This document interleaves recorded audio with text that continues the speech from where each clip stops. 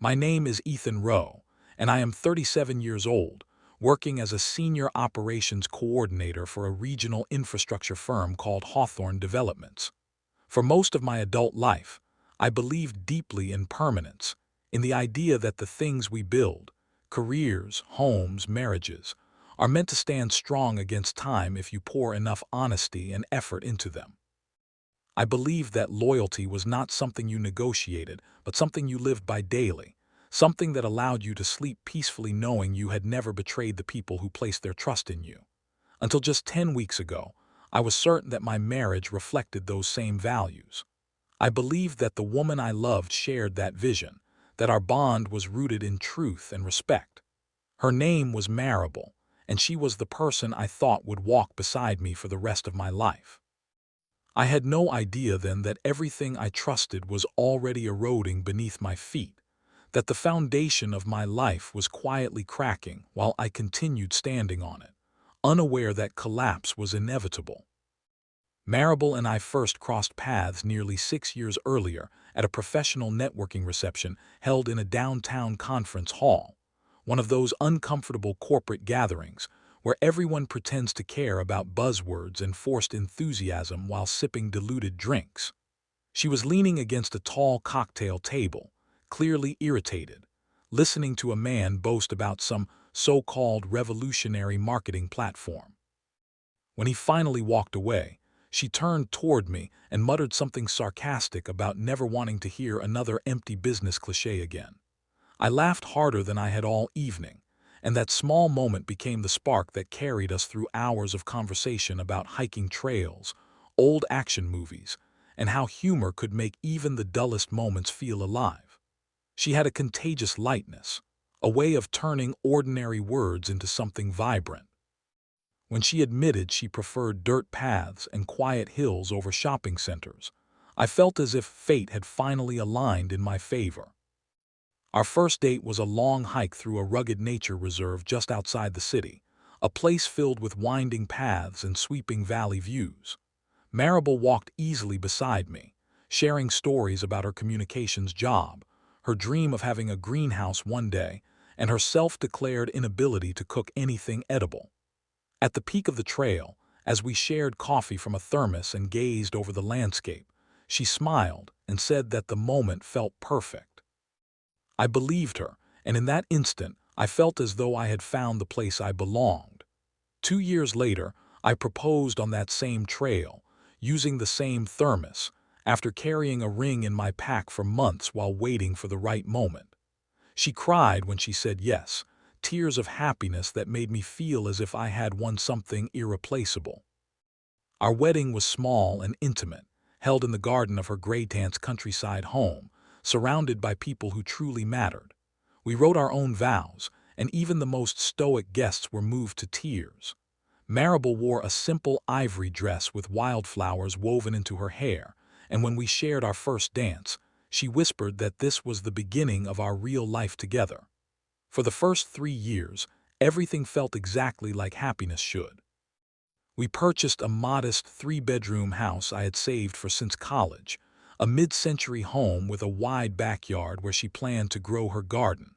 We painted walls, argued playfully about decor, and everything began to feel different.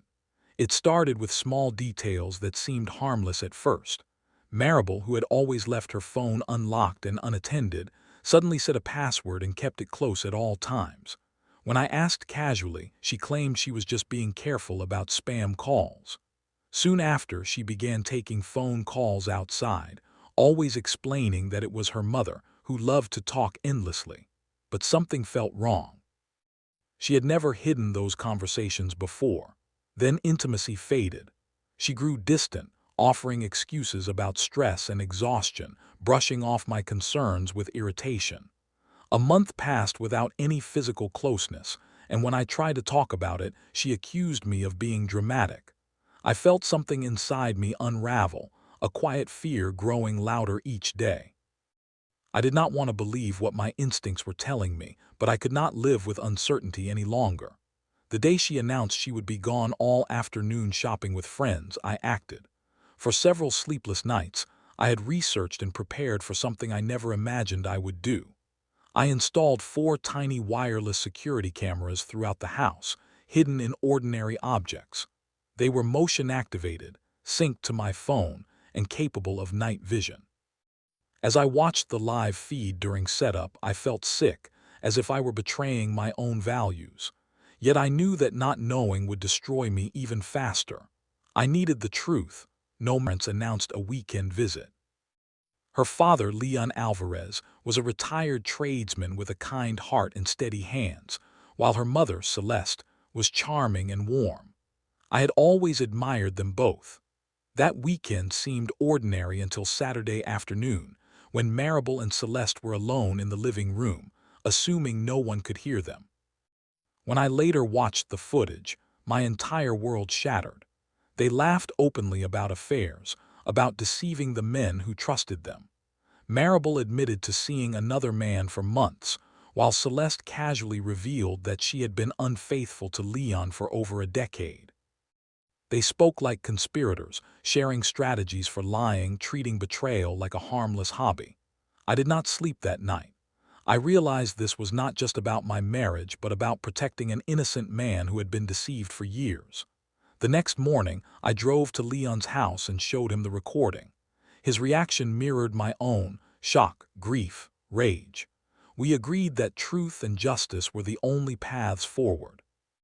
Together, Leon and I contacted attorneys and prepared for the legal battles ahead. We exchanged evidence and planned our next steps carefully, not out of vengeance but out of respect for ourselves and the lives we deserved. When I returned home that evening, Maribel was already in hysterics, blaming me for exposing the truth. I played the recording for her, and all denial vanished from her face. When she begged for forgiveness, I told her to leave. She packed in silence and walked out of the house we had built together. In that moment, standing alone in the quiet, I realized that while everything I loved had burned away, what remained was something stronger than pain: clarity, dignity, and the freedom to begin again. In the weeks following Maribel's departure, the house felt strangely hollow, as though every room still echoed with the memory of the life we once shared. Yet I refused to fill the silence with regret. The legal process moved faster than I had expected, driven by the overwhelming evidence that left no room for negotiation or manipulation. My attorney, Victor Hayes, examined every recording and transcript with a professional calm that contrasted sharply with the emotional wreckage they represented. He explained that while the footage was not a direct recording of physical acts, the confessions, planning, and coordinated deception demonstrated clear marital misconduct. The court filings reflected the reality of what had occurred, and for the first time since the truth emerged, I felt as though the weight on my chest was slowly lifting, replaced by the understanding that justice was no longer out of reach. Leon's case unfolded alongside mine, and the parallels were impossible to ignore. His decades of loyalty had been quietly erased by lies that stretched back half a lifetime, yet he faced the truth with a strength I deeply admired. We spoke often, comparing notes, supporting one another, and slowly transforming from victims into partners in accountability. The lawyers worked efficiently, ensuring that both women were confronted with the consequences of their long-term deception. Assets were divided according to law, not sentiment, and the lives built on dishonesty were dismantled piece by piece. It was not revenge that motivated us, but the understanding that silence would only perpetuate the damage. Through the paperwork, court meetings, and endless signatures, I felt myself slowly reclaiming the sense of control that had been stolen from me. When the settlements were finalized, the outcomes were decisive. I retained ownership of the home, my savings, and my retirement accounts, while Maribel received a modest financial sum that reflected her breach of trust. Leon's case ended similarly, with Celeste losing her property and long-term benefits, forced to confront the reality she had avoided for years. At first, the two women attempted to support one another, renting a small apartment and blaming everyone else for their downfall.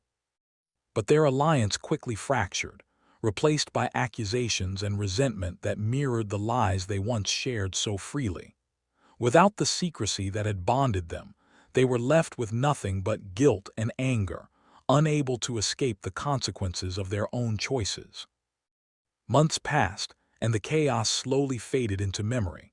I poured myself into my work, earning a leadership promotion that demanded focus and discipline, qualities that helped rebuild my confidence.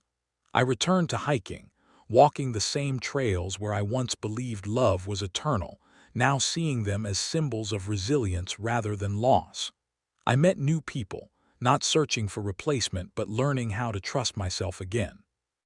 Meanwhile, Leon sold his family home and moved into a small condominium, reconnecting with friends he had neglected for years. He looked lighter, as though releasing a burden he had unknowingly carried for decades. Together, we discovered that rebuilding did not mean forgetting. It meant choosing a better foundation. Occasionally, fragments of gossip reached us through mutual acquaintances. Maribel struggled financially, working long hours at a retail store, while Celeste cleaned hotel rooms to survive. The men they had sacrificed their marriages for vanished the moment responsibility replaced secrecy. Neither found comfort in the choices they had made, and the lives they once controlled unraveled completely.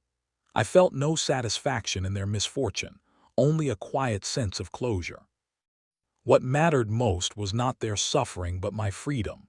The anger that once consumed me gradually transformed into acceptance, not because I forgave their actions, but because I refused to let them define my future. Leon and I began meeting regularly at a small diner near the lake where we once fished together. Over simple meals and easy conversation, we reflected on how life had changed, sharing stories about rebuilding, rediscovering purpose, and learning to trust again. We were not the men we once were, but we were stronger, shaped by experience rather than broken by it. Our friendship grew from shared betrayal, yet evolved into something healthier, a reminder that even in the darkest moments, connection can still form and flourish. The world did not pause for our grief, nor did it reward us for surviving. Life continued as it always does, indifferent yet full of opportunity. I learned that resilience is not found in denial but in honesty, in confronting pain instead of hiding from it. Every step forward became a declaration that I deserved a life built on truth. I no longer feared starting over, because I understood that beginnings are not defined by perfection but by intention. Each day became an invitation to create something stronger than what had been lost. From time to time, I received blocked calls or silent messages that I never returned. The past had no authority over me anymore. I focused instead on the present, on building relationships rooted in mutual respect and transparency. The lessons were not easy, but they were invaluable. I realized that love without honesty is simply an illusion, and trust without accountability is a fragile fantasy. Through the ashes of my marriage, I discovered a clearer version of myself, one who valued integrity above comfort. Standing at the edge of the same hiking overlook where everything once felt perfect, I understood that life is not about preserving what is broken, but about recognizing when it must end. The betrayal I endured reshaped my perspective, teaching me that survival is not weakness but courage. I had chosen truth when silence would have been easier, and in doing so, I reclaimed my future. The pain did not disappear overnight, but it no longer controlled me. Instead, it became a reminder of how far I had come. Today, I live with clarity and purpose, no longer bound by the lies that once surrounded me. I do not seek revenge, nor do I dwell on regret. I simply choose honesty every day as the foundation for everything I build from here forward. Some bridges must burn to light the way ahead, and some truths must be revealed no matter the cost. My story is no longer about betrayal. It is about resilience, self-respect, and the power of starting again. Living well is not revenge. Living honestly is everything.